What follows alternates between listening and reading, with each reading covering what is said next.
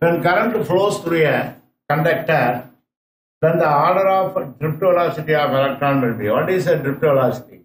So without an external force, electrons already in motion. With the application of external force, there is a sudden increase of velocity. The sudden increase in velocity lags for a short interval of time. The short interval of time is called relaxation time. Okay, that particular time there is a sudden increase in velocity. That velocity is called drift velocity. Electron will be, when current flows through the conductor, then the order of drift velocity of electron will be 10 power minus 2 centimeter per second, or 10 power 10, 10 power 4 centimeter, or 10 power